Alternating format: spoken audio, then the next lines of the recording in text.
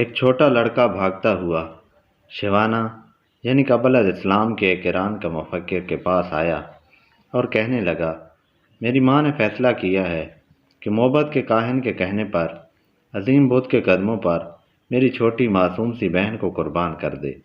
آپ مہربانی کر کے اس کی جان بچا دیں۔ شیوانہ لڑکے کے ساتھ فوراً محبت میں پہنچا اور کیا دیکھتا ہے کہ عورت نے بچی کے ہاتھ پاؤں رسیوں سے جکڑ لیے ہیں اور چھری ہاتھ میں پکڑے آنکھ بند کیے کچھ پڑھ رہی ہے۔ بہت سے لوگ اس عورت کے گرد جمع تھے اور بت خانے کا کاہن بڑے فخر سے بت کے قریب ایک بڑے پتھر پر بیٹھا یہ سب دیکھ رہا تھا۔ شیوانہ جب عورت کے قریب پہنچا تو دیکھا کہ اسے اپنی بیٹی سے بے پناہ محبت ہے اور وہ بار بار اس کو گلے لگا کر والہانہ چوم رہی ہے، مگر اس کے باوجود محبت کدے کی بت کی خوشنودی کے لیے اس کی قربانی بھی دینا چاہتی ہے۔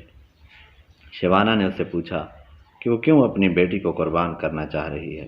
عورت نے جواب دیا، کاہن نے مجھے ہدایت کی ہے کہ میں محبت کے بت کی خوشنودی کے لیے اپنی عزیز ترین ہستی کو قربان کر دوں تاکہ میری زندگی کی مشکلات ہمیشہ کے لیے ختم ہو جائیں۔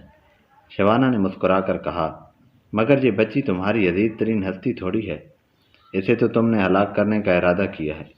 تمہاری جو ہستی سب سے زیادہ عزیز ہے وہ تو پتھر پر بیٹھا یہ کاہن ہے کہ جس کے کہنے پر تم ایک پھول سی معصوم بچی کی جان لینے پر تل گئی ہو۔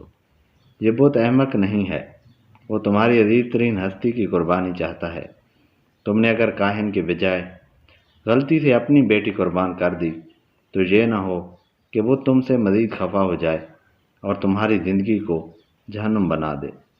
عورت نے تھوڑی دیر سوچنے کے بعد بچی کے ہاتھ پاؤں کھول دیے اور چھری ہاتھ میں لے کر کاہن کی طرف دوڑی، مگر وہ پہلے ہی وہاں سے جا چکا تھا۔ کہتے ہیں کہ اس دن کے بعد سے وہ کاہن اس علاقے میں پھر کبھی نظر نہ آیا۔ دنیا میں صرف آگاہی کو فضیلت حاصل ہے اور واحد گناہ جہالت ہے۔ جس دن ہم اپنے کاہنوں کو پہچان گئے ہمارے مسائل حل ہو جائیں۔